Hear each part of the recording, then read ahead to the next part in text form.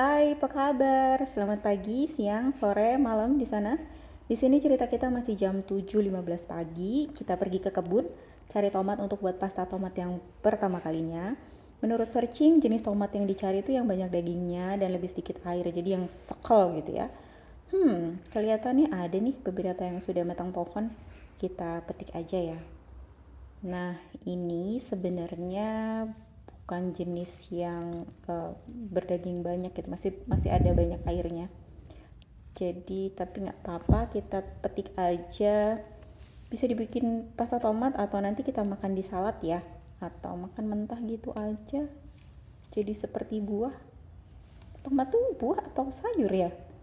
Ah ya, ini nih yang ideal, yang banyak dagingnya, sedikit airnya, sekal gitu. Bentar. Itu ada ya di tengah ya? Ah iya bener. Coba kita lihat. Ini lumayan loh. Mateng merah semua lagi. Sip. Ini nih jenis yang cocok sebenarnya, tapi ini udah terlalu tua. Dia kenapa ya hitam-hitam gini? Tanaman tomat nih loh. Kalau kita lihat batangnya bukan jenis yang kokoh untuk mampu menyangga beban gak sih? Wong nyangga buah yang kecil-kecil aja loyo. Nah ini ketambahan lagi ada tanaman tomat yang takdir hidupnya harus menyangga buah yang besar-besar. Sampai ada yang setengah patah, tapi tetap hidup loh, buahnya tetap matang. Terus tetap berbuah lagi. Hebat ya tanaman tomat nih. Ya, kita sudah di dapur. Kita cuci dulu tomatnya satu-satu yang bersih sambil dilihat. Tadi kan ada ya tomat yang bagiannya kayak udah busuk. Tapi ternyata itu keras loh, bukan busuk. Kita lihat aja nanti. Kita keluarkan dulu satu-satu dari keranjang. Terus kita cuci dengan air mengalir.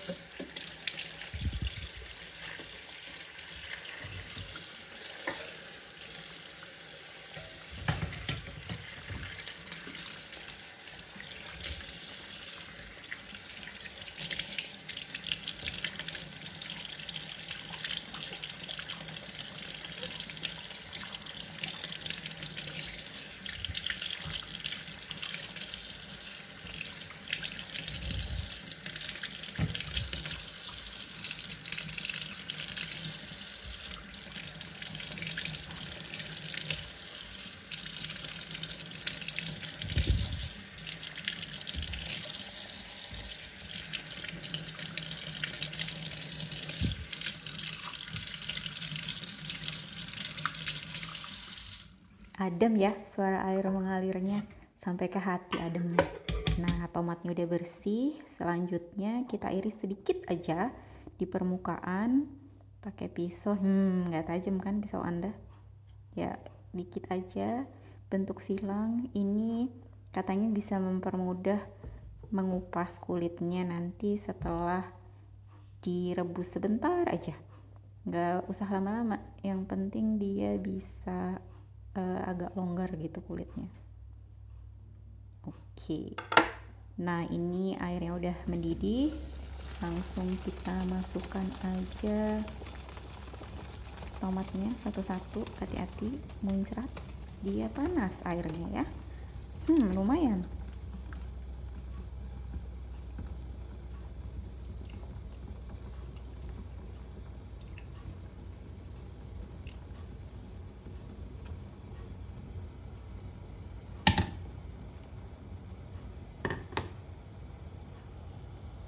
Katanya nggak perlu lama-lama, 1-2 menit. Tapi ini saya agak kelamaan. Coba kita ambil aja, kita angkat dan kita pindahkan ke wadah yang udah ada air, ada esnya. Dan ini juga salah sih, esnya dikit amat ya. Entah kenapa, kurang persiapan memang. Nanti lain kali memang kalau bikin lagi harus siap paripurna deh. Bikin es dulu, siapin dulu, baru kita eksekusi.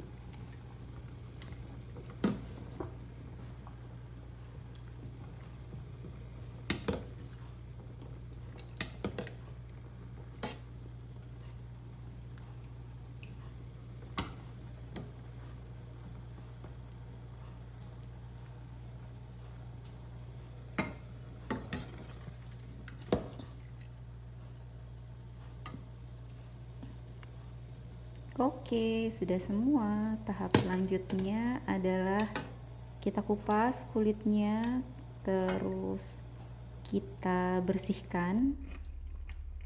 Ya, jadi gini, pakai bantuan sendok lebih enak kali ya. Untuk misahkan daging buah sama bagian bijinya ini. Lebih gampang juga kalau dibelah pakai pisau dulu sih. Jadi ini tadi sebelumnya memang sudah dibelah dulu pakai pisau. Terus baru kita pisahkan bagian daging buah dengan bagian bijinya. Kalau ada yang bilang, kok nggak pakai sarung tangan sih? Dalam hal ini argumennya adalah justru kalau masak saya lebih seneng nggak pakai sarung tangan karena kerasa gitu kalau tangannya kotor. Malah cuci tangan lagi gitu kalau ngerasa tangannya kotor. Tiba-tiba jadi ingat zaman waktu kecil dulu deh, main masak-masakan. Kalau istilah ibu dulu main pasaran. Jadi pura-pura bikin kue, bikin makanan, semacam simulasi kehidupan orang dewasa gitu ya, rumah-rumahan. Lucu kalau diingat-ingat. Setelah dewasa, silahkan menikmati kehidupan nyatanya. Tapi masak tuh menyenangkan loh. 2 minggu yang lalu ngobrol sama teman, dan beliau bilang masak tuh salah satu cara beliau untuk meditasi. Sebenarnya iya juga sih. Terus kita jadi kreatif gitu. Tiba-tiba garamnya nggak ada, hayo loh diganti apa? Tiba-tiba gulanya nggak ada, mau diganti apa? Nah itu seru memang. Balik ke pasta tomat kita, tadi sudah dihaluskan pakai hand mixer aja. Sebenarnya menurut petunjuk searching itu ada bagusnya juga disaring ya, jadi hanya dapat daging buahnya. Tapi berhubung saringan nggak ada, nah loh contoh kreativitas ya. Ini langsung aja kita panaskan. Tujuannya untuk mengurangi cairan dan juga supaya biar mateng. Jadi kita panaskan sambil sekali-sekali diaduk biar nggak gosong. Dipanaskan terus sampai konsistensi yang kita inginkan. Jadi kekentalan yang kita inginkan gitu maksudnya. Pasta tomat tidak sendirian di kompor. Di sebelahnya sudah ada rebusan botol. Metode sterilisasi sederhana untuk botol-botol yang tidak pakai menyimpan pasta tomat. Jadi pasta tomat itu bagusnya memang disimpan dalam keadaan frozen karena tanpa tambahan pengawet, antioksidan dan lain sebagainya memang akan lebih tahan lama kalau disimpan di dalam freezer. Tapi meskipun begitu memang segala peralatan dan tempat penyimpanannya juga diusahakan harus bersih ya, biar tetap awet. Nah ini caranya dengan merebus botol bersama tutupnya. Oke, sudah selesai semua perbotolan, kita akan pindah lagi ke pasta tomat. Tapi kalau dipikir-pikir, pasta tomat itu kan terjemahan dari tomato paste ya. Tapi kalau dengar kata pasta malah jadi ingat makanan yang lain gak sih? Pasta tuh loh yang dari Italia. Tapi apapun itu, ini kelihatannya kekentalannya sudah menurut selera saya dan warnanya jadi semakin pekat. Warnanya jadi agak lebih ke merah bata gitu ya nggak sih? Coba deh, ya nggak sih? Ini dia hasilnya percobaan pertama yang sebelah kiri ya, sebelah kanan tuh tambahan. Batch kedua kita bikin pakai tomat ini. Kalau dibelah tuh lihat, banyak ya dagingnya, sedikit bagian bijinya. Jadi deh. Terima kasih sudah bersama cerita kita.